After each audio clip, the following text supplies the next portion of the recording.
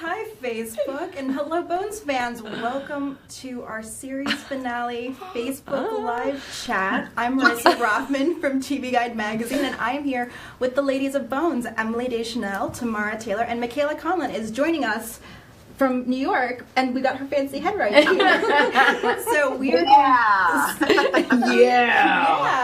we are going to be answering your questions, so please make sure to ask. But before we get to that, it is the final episode tonight. It is a big episode. How are you guys feeling? What can you preview about the episode? Okay, first of all, I can't look into your eyes because she's going to make me cry. No crying. Okay, no crying. Guys, we're not crying. We are not crying. No one in this room is crying. No tears. No tears. No tears. It's tear-free zone. Tear-free zone. Okay, so what you were saying? How are we feeling about it? We're feeling great. Yeah. Well, I would say I would feel better if we all were like in one place. Like I had this dream of like us all being together for like being there for the finale, and Michaela's not in LA. David Boreanaz is, everyone's scattered because everyone's got their own lives. Yeah. And and then I don't know what I can do, but yeah, it's kind of weird. It's weird to be away from each other because we are used to seeing each other every day, and we haven't for a few months. So I'd say that's the weirdest part, actually. Yeah. How are you doing over there, Michaela? Are you holding up okay? I'm good. It's amazing, this connection, actually. I'm so surprised, which I wouldn't be as Angela. It shouldn't surprise me, but I ditto everything that was just said. It's so nice to see these guys. I haven't seen them in a minute. So, and I do wish we could be together. It's going to be weird. Mm-hmm. I think I'm going to watch it at my mom's house. I don't know. In a darkened room, swabbing, drinking vodka. Just drink some sad bottle of wine. I Exactly. mean, I feel like, to be fair, parental hugs during the episode could definitely be used. It's an emotional episode. Sure. I think it's a good call, actually. That is a good call. Have a cuddle buddy. I think that's a great call. Okay, so we got some fan questions. The first one is from Ashley. She would like to know, what was your favorite episode to film? Oh, wow. Oh, boy. There's a lot of fun episodes. That farce episode is like Weekend at Bernie's one was kind of fun to film. Which one? You remember that? Huh? Was I there? The funeral home? Yeah, the funeral home. Fun. That was kind of really fun because it was like so farcy. Yeah. Undercover episodes when we went to the circus was a lot of fun. I know you guys don't get to have as much fun with that. We were mostly at the lab. The 200th was really fun. Oh yeah, the 200th. And the 100th was fun too because it was like going back in time. Yeah.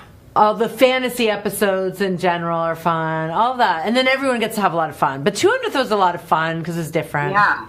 Yeah, that was that. I thought everyone. Except when I almost fell down a marble staircase while I was pregnant. Not cool. Yeah. Not cool. I was there for that. I was there for that. And only two people really knew that I was pregnant. And that was David Boreanaz and Ian Toynton, the directors. And everyone else was like, I kind of slipped and I was okay. But they were like. Yeah, now that explains the reaction. I mean, it was just terrifying anyway, but that explains the reaction. Yeah. Well, we got to see a different side of Cam in that episode as well. Ooh, I know. That was fun. That was so much. Look here, see? I found myself having a hard time not doing that. Listen here, see? Exactly. Okay, well, Liz says she's going to miss this so much, and there are 4 exclamation points. Brandon gives... I think she means it. I think she really means it. I think she means that. There's some Oklahoma love from Brandon. Lainey would like to know, what is the weirdest science fact that stuck with you from the show? Ooh. Oh, my gosh. There's a lot of things that don't stick. I was going to say most everything does not stick. And then I feel like some things will just pop up and I'll say, it'll be not necessarily science facts, but it'll be just facts in general. Like that a flea has better instincts, that what do we always, what's that like? I like more for you, I think. Yeah, things like that, like little facts. Vincent Nigel Murray character would have a lot of fun facts, and I feel like I would take those in, and somehow they'll just pop up in my head. Sometimes I'm like, oh, that's something's true, and I don't know how I know that, and then I'll remember that maybe we did an episode where someone said something like that. That is so randomly amazing. But like the things that really stick are the things that are like so unuseful in real life, like when bones fuse together and what age and stuff like that. At a dinner party. Yeah. Oh, sure.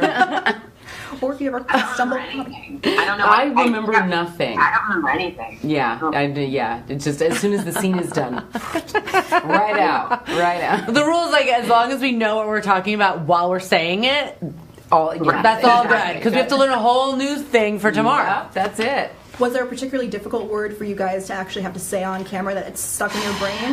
Electroencephalography was mine. Oh my gosh, that's good. Yes. Yes, you know when you're I was like, I really gotta say this properly. I said like it kept me up at night. I don't know. There's just been so many. I don't remember any particular one. I feel like when that's hard, I would just not remember it. I remember like helping Eugene Bird, who played Clark Edison. Like I remember him, like helping him say certain things. Like this is a thing too that people don't know if you're just watching the shows. A lot of times we'll learn a pronunciation of something that. Either sometimes we get a sheet that tells you, yes, that this is how you pronounce it, or they don't have it and you look it up and then you get to set and it's like, no, this is a totally different pronunciation. So I remember the word was Maleolize. Oh, yeah. And then, because he was like Maleolus, or something. Maleolus. And I was like, just think it's a girl, Malia, and she lies, right? Maleolize. But it was, it made took him a while. so angry. I know, because he doesn't want my input being like, it's easy. Malia lies. That's just so annoying. That was amazing. And by the end of it, every one of us knew how to pronounce it except him. And that's the worst. But then he got he helped me with lines times, and then he was like a Nazi with me with lines. So he can dish it out too. So I don't feel that bad. Yeah. Do you remember anything, Michaela? Really only one thing, which I mentioned before, which is stenographical algorithm, which really isn't even that hard. No, that's good. Is that something real or is that just fake? Had really crazy. Not compared to what you guys. I just had really technical, like, describing like the angle of a bullet. Yeah, that was really which was a lot kind of like, fun. That was like always. But you guys had more gross, stuff. I feel. Right. It was a little more sciencey. You're like techie. Yes. Yeah. Exactly. Yeah. That makes sense. Yeah. Well, Morton would like to say, Morton. Yes, such a good name. Can't wait for tonight's episode. Yay. Will we be surprised? And 2 question marks on that one. Well, I guess it depends on what you're expecting. I think there'll definitely be surprises for anybody, and there'll be things hopefully people are happy with, and maybe things that are going to upset that. I don't know. I think people will ultimately be happy with the episode. But there might be surprises. Yeah.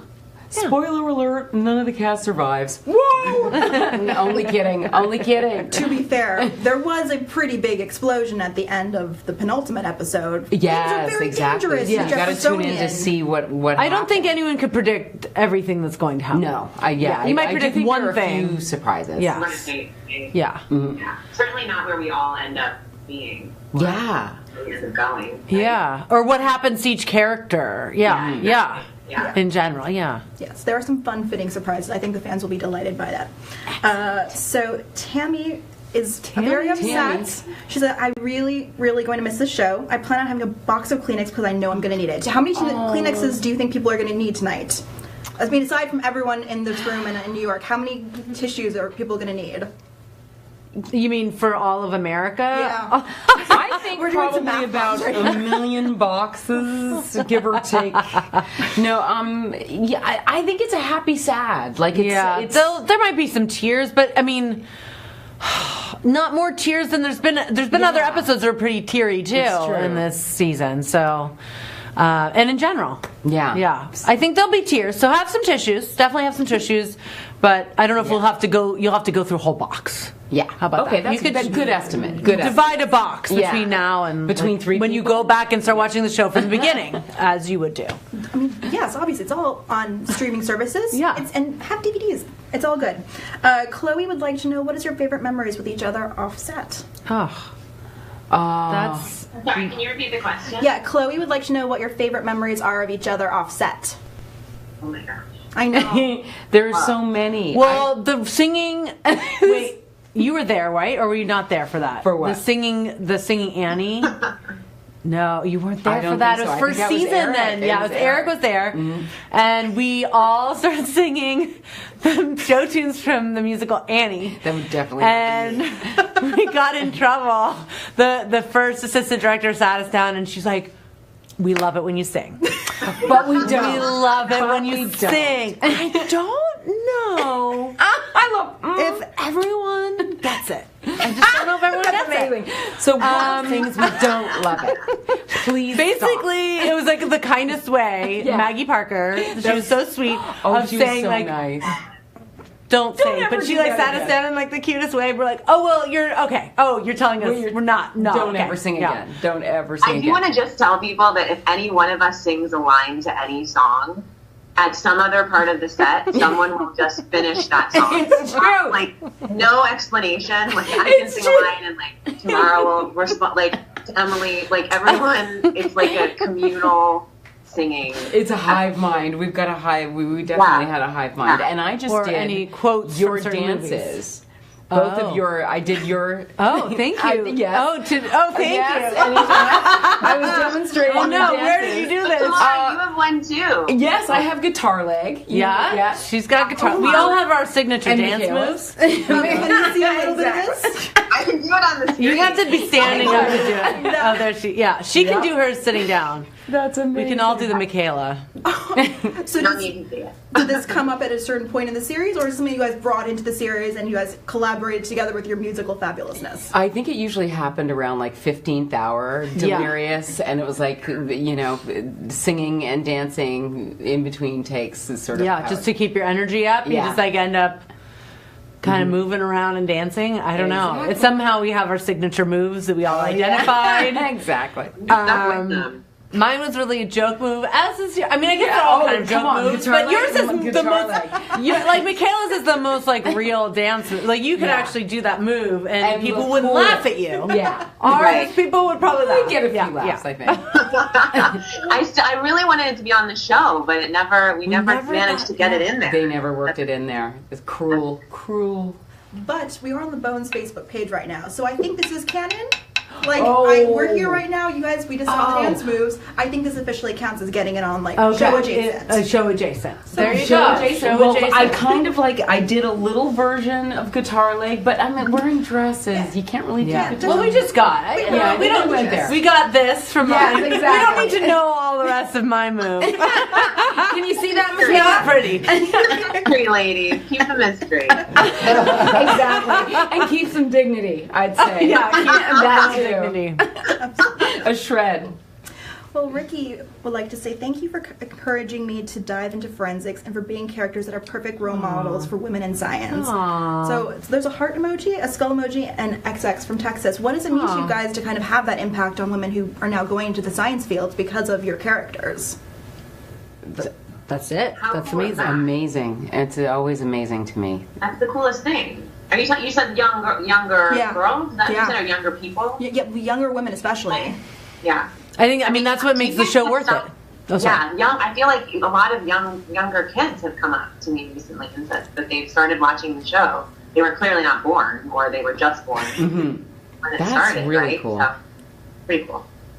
Yeah. And it's something you couldn't possibly know when you're doing it. I think the pressure would be too great, especially, I would say, especially for Brennan, But it's something like when I signed up to do the show, it's something that I definitely thought about. Like, what kind of character are you putting out there when you're doing a series?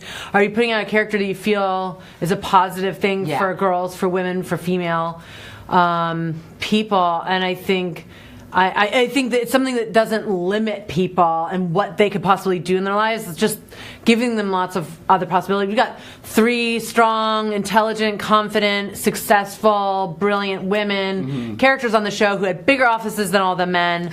That I didn't even think of that. I didn't even think that's amazing. Yep. Yeah. And I love my character made more money than Booth. Is something that's very a subject in a situation in relationships that comes up a lot these days, and I feel like I just love that, and showing a man that's comfortable with that, and they have issues to talk about it, but like he was cool and supportive of that too, which amazing. It's unfortunate that we have to even think about that, but I love the fact that we had these characters, these female characters. Agreed, ladies. Agreed. Group power. Karen asks, what was your toughest scene to film? Ooh, there were a few. For me, I think finding out that Eric Milligan's character, Zach, was actually the bad guy was a really weird one. And John Francis Daly, the body bag scene, that was a bad deaths. day. The deaths or the leaving, you know? Vincent Nigel Murray, Vincent Nigel Murray and Sweets, my dad, all of the deaths, I think that's what pops to mind as, it's just so hard. Because you like, your character has a relationship with that character, and you love that character so much for who they are in so many ways, and then you also love the person. And you know they're leaving the show when they die, and that's just like there's so many levels of like just devastation. That scene with the Vincent Nigel Murray death is a really sad scene. That got me. Heart wrote such a beautiful scene with that. And you guys, that just my hair is standing up, and you guys just did it so well. It was heartbreaking. Yeah. Any other heartbreaking scenes you want to talk about? I don't know. There's a lot. There's a few over the years. There's definitely. We've lived, we've loved, we've laughed. Both on screen and off. Exactly. Many times over. I don't know. Let's keep it light. We don't need to talk about all the sad stuff. We'll be like moping around. That's true. Well, Sarah would like to know what souvenirs you guys took from the set.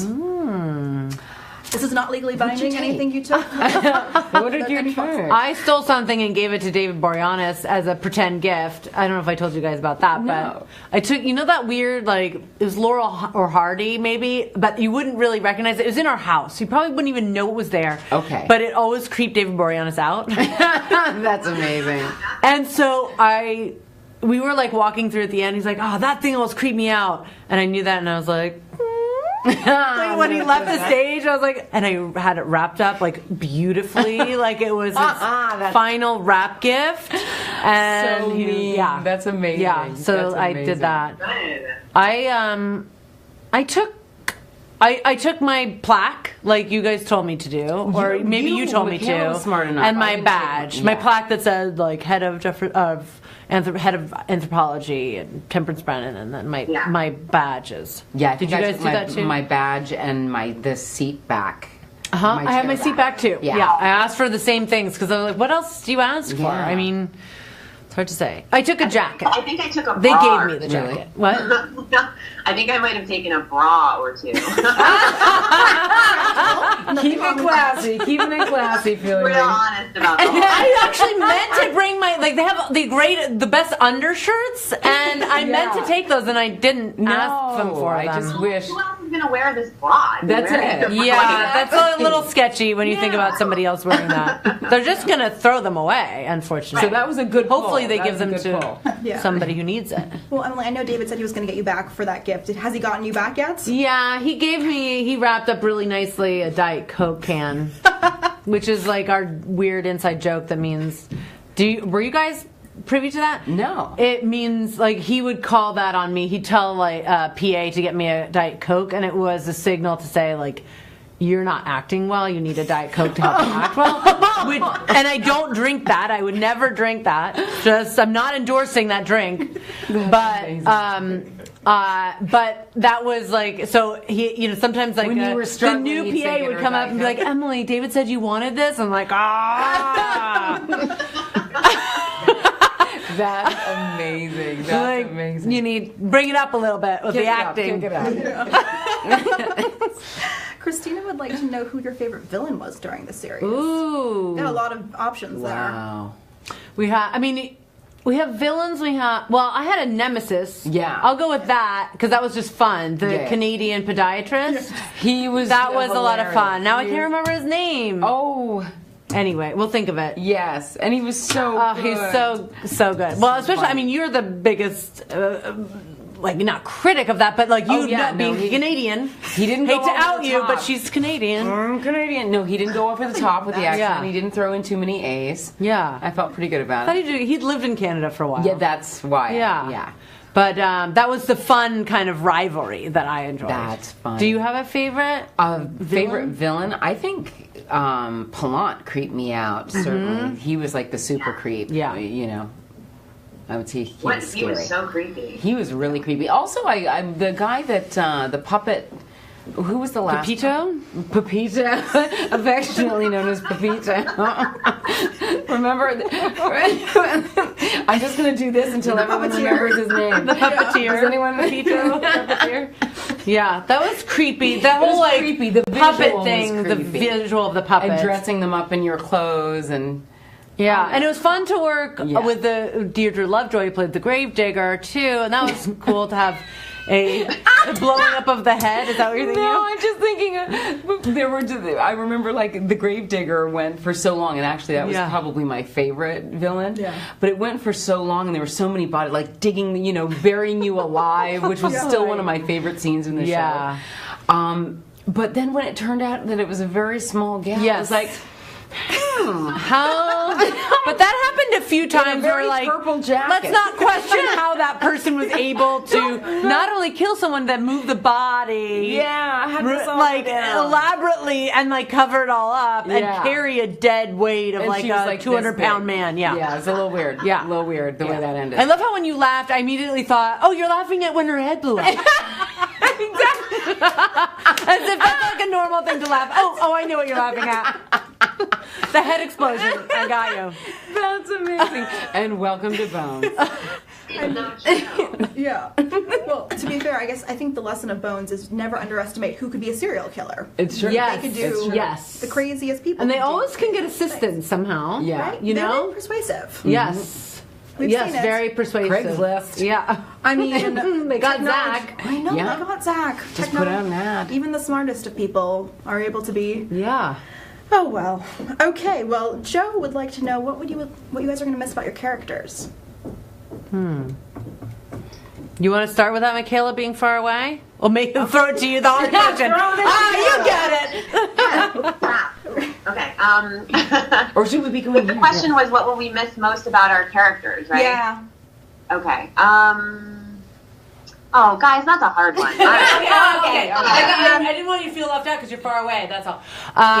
What do you have something you want to say? I'm just gonna try and figure it out. I think that I'm gonna miss.